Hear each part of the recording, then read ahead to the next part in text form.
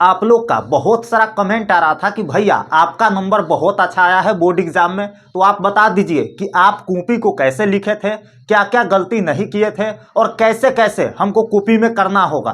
तो एक एक चीज़ मैं बताऊंगा। मेरा टोटल मार्क्स 433 आया है बिहार बोर्ड 12th में, और मैंने कॉपी को कैसे लिखा था पूरा ओवरव्यू आपको मैं आज देने वाला हूं। देखो, इस वीडियो को बनाने से पहले और मैं जब बोर्ड एग्जाम दिया था उससे पहले मैं लगभग 10 से 20 टॉपर का कॉपी देखा था। उसके बाद मैंने जाकर के ठीक वैसा ही लिखा और मेरा नंबर बहुत अच्छा आया। तो आपको 10 से 20 टॉपर का कॉपी देखने का जरूरत नहीं है। आपके लिए दीपक भैया है ना, एक वीडियो में एक ही जगह सारा कुछ मैं बता दूंगा। पहला आपका डाउट होता है आपके मन में, देखो ये आपका ही क्वेश्चन है, आपके मन में जो क्वेश्चन आता है ना उसमें से मैंने 6 क्वेश्चन उठा लिया है, जिसमें 5वां और 6ठा क्वेश्चन बहुत इंटरेस्टिंग है कि दूसरे स्टूडेंट या टीचर से हम पूछ सकते हैं कि सर ये क्या सवाल है, और दूसरे स्टूडेंट हमको बता सकता है, इसका मैं जवाब दूंगा क्या मैंने पूछा था या नहीं। और 6ठा जो है बहुत इंटरेस्टिंग है, क्या चीट लेकर जाना चाहिए। देखो, मेरा एक दोस्त था सचिन, वो चीट लेकर गया था, कैसे गया था मैं उसका कहानी में बताऊंगा, ठीक है। उससे पहले हम आ जाते हैं जो आपका 6 क्वेश्चन है, बहुत इंटरेस्टिंग है। उसके बाद मैं कुछ पॉइंट बताऊंगा जो आपको एग्जाम में हर हाल में करके आना है अगर आप बेटर मार्क्स चाहते हैं तो, ठीक है। उसके बाद मैं एक क्वेश्चन का ओवरव्यू दे करके बताऊंगा कि आप इस तरह से लिख करके आओगे ना, मजाल नहीं है कि एग्जामिनर आपका नंबर काट ले। बिल्कुल 2 नंबर का प्रश्न है ना तो 1.5 नंबर भी नहीं मिलेगा, पूरा का पूरा 2 नंबर आपको दिया जाएगा, ठीक है। तो एक एक चीज मैं बताऊंगा, बहुत इंटरेस्टिंग वीडियो होने वाली है। इसके बाद कॉपी कैसे लिखे, पेपर में क्या क्या करे, कौन सी गलती नहीं करे, इससे रिलेटेड कोई भी वीडियो देखने की जरूरत नहीं है, क्योंकि दीपक भैया एक ही वीडियो में एक ही जगह सारा कुछ सोल्व कर देगा। और बिल्कुल मैं अपना स्ट्रैटेजी बताऊंगा, ठीक है, मैंने क्या किया था, उसके बाद मेरे साथ कैसा मार्क्स आया, मेरे साथ क्या हुआ था, सब कुछ शेयर करूंगा, ठीक है। उसके बाद स्टूडेंट का ओवरव्यू मैं बताऊंगा कि जो चीट लेकर गया था वो कैसे कैसे क्या किया, ठीक है। तो आइए 6 आपका प्रश्न है, ठीक है, जिसमें पहला है पेन कौन सा यूज करे। कोई सतरंगी पेन लेके चल जाता है, कोई जेल पेन लेके चल जाता है। तो देखो, आप लोग को कॉमन पता है, ये चीज मैं ज्यादा नहीं बताऊंगा, आप लोग को पता है कि ब्लू पेन और ब्लैक पेन, 2 पेन के अलावा कोई पेन आपको लेकर के नहीं जाना है, मतलब 2 कलर के लेकर के जाना है। 2 पेन होने चाहिए एटलीस्ट आपके पास, 2 ब्लैक पेन या 2 ब्लू पेन, ठीक है।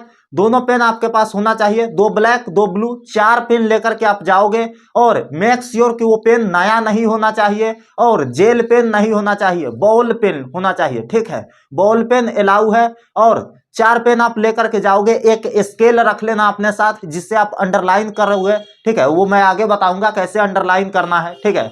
4 पेन आपके पास होना चाहिए, आधा आधा लिखा लिखा पेन आप लेकर के जाइएगा, ठीक है। तो ये चीज मैंने बता दिया। दूसरा क्वेश्चन है आपका, जो आपके क्वेरीज होते हैं, पहले इजी बनाए या पहले डिफिकल्ट वाला बनाए। तो बिल्कुल पहले इजी आप बनाओ, इजी वाला आसान वाला सवाल आप बनाओगे ना तो वहां से आंसर लिखने का आपका जो होता है ना खुल जाता है, माइंड खुलता है कि अच्छा ऐसे ऐसे आंसर लिखेंगे तो ऐसे ऐसे होगा, ठीक है। तो उसके बाद लॉन्ग आप बनाने जाओगे ना, वहां अपने आप आपका हाथ चलने लगेगा, अपने आप लिखने लगोगे और लॉन्ग में ज्यादा कंटेंट आप लिख पाओगे। तो पहले इजी बनाइए, वहां से आपका एक मोटिवेशन भी मिलेगा, वहां से लगेगा कि हाँ हम कुछ बना पा रहे हैं, ठीक है। हार्ड वाला में घुसना है लेकिन इजी बनाने के बाद, ठीक है, उसके बाद आपको लगेगा भी नहीं कि मैंने कुछ प्रश्न छोड़ा है, जैसे बाद में समय नहीं मिला तो हार्ड वाला था वो वैसे भी नहीं आ रहा था तो छूट गया, लेकिन इजी वाला छोड़ करके आओगे तो बहुत ज्यादा पछताओगे कि आ रहा था फिर भी छोड़ दिए, है ना। तीसरा जो आपका प्रश्न आता है, पेपर फोल्ड करना है या नहीं। बिल्कुल नहीं करना है, ये सब झंझट में नहीं पड़ना है। अब सोचो ना, आप पेपर फोल्ड करने गए और स्केल से पेपर फोल्ड करके स्केल से आप पारोगे, है ना, आप लाइन पारोगे, हो सकता है वो लाइन टेढ़ा हो जाए तो पहले ही आपका पेपर का इंप्रेशन खत्म हो गया, है ना। उसमें आप कितना भी अच्छा आप राइटिंग लिख दो, लाइन टेढ़ा है तो है, बस गया आपका, है ना। एग्जामिनर देखते ही पता चल जाएगा अरे लड़का ढलेल है, ये इसको सही से कुछ आता उता नहीं है, टेढ़ चिन्ह पार दिया है। तो ये चीज आपको बिल्कुल नहीं करना है, पेपर फोल्ड करने की कोई जरूरत नहीं है। आप किए थे भैया, बिल्कुल नहीं किए थे, एकदम एग्जैक्ट आंसर लिख के आए थे। पेपर फोल्ड करना, डरी पारना, ये सब फालतू काम है, ठीक है। चौथा है कर्सिव राइटिंग। आप लोग में से बहुत सारे लोग होंगे जो कर्सिव लिखते होंगे, है ना, जिसको घसटुआ बोलते हैं बिहारी में, वो बिल्कुल अलाउ है, आप लिख सकते हैं, कोई दिक्कत नहीं होगी। मेरे दो दोस्त थे, कर्सिव राइटिंग लिखते थे, बहुत अच्छा मार्क्स आया था, अनुराग और अनिकेत का, ठीक है। कर्सिव राइटिंग था, फुल्ली कर्सिव था, बहुत अच्छा मार्क्स आया, कोई दो राय वाली बात नहीं है। आपका कर्सिव है, नॉर्मल है, कोई दिक्कत नहीं है, मेरा नॉर्मल था, ठीक है, और दोनों का मार्क्स बहुत अच्छा आया, कोई दिक्कत वाली बात यहां नहीं होगी। पांचवा है, दूसरे स्टूडेंट या टीचर से पूछ सकते हैं या नहीं, तो बिल्कुल नहीं पूछ सकते हो। अगर टीचर आपका अच्छा भला है तो टीचर से आप कुछ पूछोगे ना कि सर ये क्या होता है, समझ में नहीं आ रहा है, इस क्वेश्चन का हिंदी समझा दीजिए ना। ज्यादातर लोग इंग्लिश वाले पेपर में पूछते हैं कि ये क्या पूछ दिया है ना, तो वहाँ टीचर आपका अच्छा है तो कुछ बता देंगे कि ऐसे पूछ रहा है, ये सब कुछ लिख सकते हो इसमें। लेकिन बहुत सारे सेंटर पर टीचर होते हैं, वो स्ट्रिक्ट होते हैं, वो आपको बताएंगे भी नहीं है, वो आपको नज़र पर ले लेंगे, ठीक है। और स्टूडेंट से तो आप भूल कर भी मत पूछना, ना तो आपका इंप्रेशन है ना पहले ही डाउन हो जाएगा। तो स्टूडेंट से भूल कर भी मत पूछना। अरे अपने बलबूता पर जाओ ना यार, अपने बलबूता पर जाओ, हमसे कोई पूछे, हम किसी से ना पूछे, ये वाला एटीट्यूड लेकर के जाओ और गर्दा उड़ा करके आओ। पेपर कुछ ज्यादा हार्ड होने वाला नहीं है, पेपर इजी रहेगा, आप लोग पढ़ाई किए हैं, बहुत अच्छा मार्क्स आएगा, ठीक है। छठा है, क्या चीट लेकर जाना चाहिए। मेरा एक दोस्त था सचिनमा, ठीक है, वो चीट लेकर के गया था। कहाँ गया था, तो चारों बगल चेक करता है सेंटर पर, आपको पता ही होगा, है ना, अब तो पुलिस फोर्स के द्वारा भी चेक किया जाता है। तो वो कहाँ रख लिया था चीट, पता है आपको, बेल्ट में रख लिया था। बेल्ट में रख करके चीट ले गया, एग्जाम में सक्सेसफुली लेकर के चीट बैठ गया। फिर एग्जामिनर में, एग्जाम हॉल में कुछ लोग आते हैं और बोलते हैं अगर किसी के पास चीट है तो दे दो, नहीं तो बाद में पकड़ाओगे तो आपका पेपर भी छीन लिया जाएगा और आपका एग्जाम अगले सारा पेपर रद्द किया जाएगा, ठीक है, मतलब आपका साल बर्बाद हो जाएगा। तो इस तरह से आकर के डराते हैं, बोलते हैं।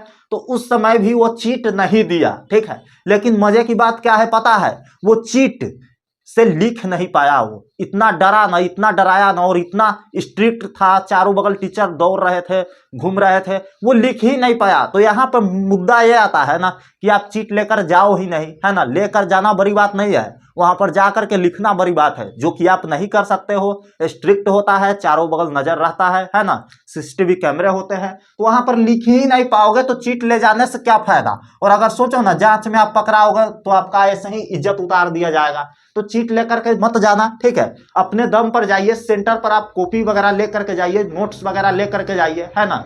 अगर दीपक भैया का नोट्स है तो उसमें देखते रहिए, सारा कुछ आपका सोल्व हो जाएगा, कहीं से कोई दिक्कत नहीं होगी। तो चीट लेकर के आप मत जाना, ठीक है।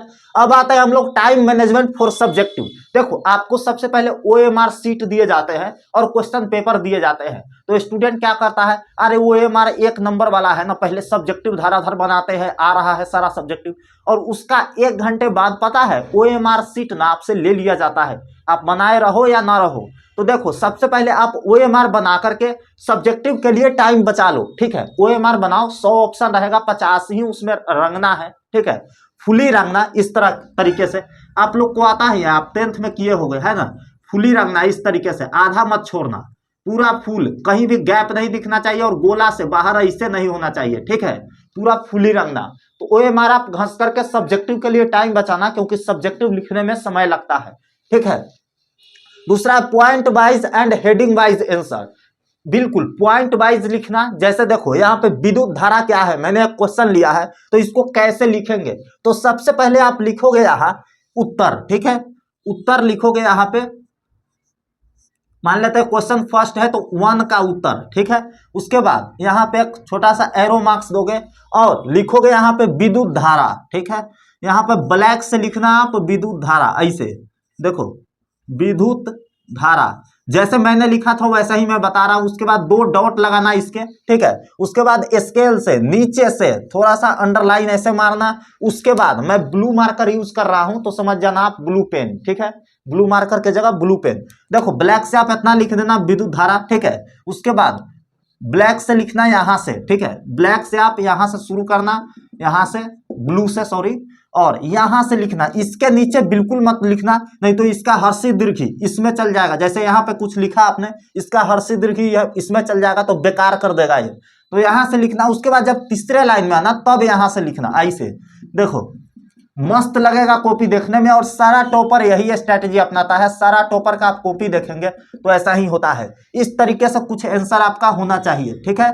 इस तरीके से मस्त लगेगा देखने में। तो इस तरीके से आप लिख सकते हो। यहाँ पर रिव्यू टाइम बचा कर रखें, बिल्कुल रोल नंबर, आपका नाम, रोल कोड, जहां भी आप फिल करते हो, भरते हो, वो टाइम आप बचा करके रखिए। 10 से 15 मिनट आप लास्ट में, ऐसा होना चाहिए कि सारा पेपर बनाने के बाद 10 से 15 मिनट आपके बच जाना चाहिए, जिसमें आप चेक करोगे कॉपी में क्या क्या लिखे हो। मान लेते हो यहाँ पर लिखोगे टाइम, टाइम लिख दिया, इसमें ई ही कहीं छूट गया, ठीक है, तो वो आप दोबारा देखोगे ना तो फट से ई लगा दोगे, ठीक है, नहीं तो एग्जामिनर तो सोचेगा कि इसको टाइम का स्पेलिंग नहीं आता है ना, तो आपका नंबर कम दे देगा, ठीक है। गलत होने पर ओवर कट मत करें, ठीक है। ओवर कट क्या होता है? ओवर कट होता है ना, गलत हुआ और घसे जा रहे हैं, घसे जा रहे हैं, तो बिल्कुल खराब लगेगा। या समझे आप? देखो यहाँ पे गलत होने पर ओवर कट ना करें। जैसे मान लेते हैं विद्युत धारा क्या है, क्वेश्चन है, ठीक है, और यहाँ पे लिखते लिखते यहाँ पे लिखा गया रखता है, ठीक है, रखता है। अब यहाँ पे देखो रखता में हम छोड़ दिए, ठीक है, तो ऐसे लगा देना है। और जहां पर पूरी तरह से गलत हो गए, ठीक है, जहां पर पूरी तरह से गलत हो गए वहां पे बस ऐसे कट करेंगे, ऐसे कट करेंगे, ठीक है, ऐसे कट करेंगे और आगे विद्युत लिख देंगे, बिल्कुल सही हो जाएगा।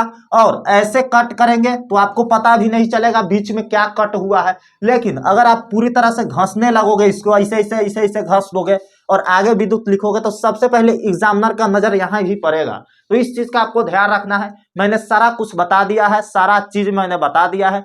चीट वगैरह लेकर के नहीं जाना है। अगर आपको डर लग रहा है तो आप वन एजुकेशन का नोट्स ले सकते हो, वहां से रिवाइज कर सकते हैं। वहां से आप एक बार पढ़ लिए तो आपका पूरा चीज क्लियर हो जाएगा, एकदम एक भी डाउट नहीं बचेगा और एग्जाम में आप जाकर के गर्दा उड़ाओगे। सारा क्वेश्चन इसी नोट्स से आने वाले हैं, एक भी इससे बाहर नहीं आएगा, ये मैं गारंटी देता हूं। तो चलिए आप एक एक चीज समझ गए होंगे, पेपर कैसे लिखना है, सारा डाउट मैंने क्लियर कर दिया।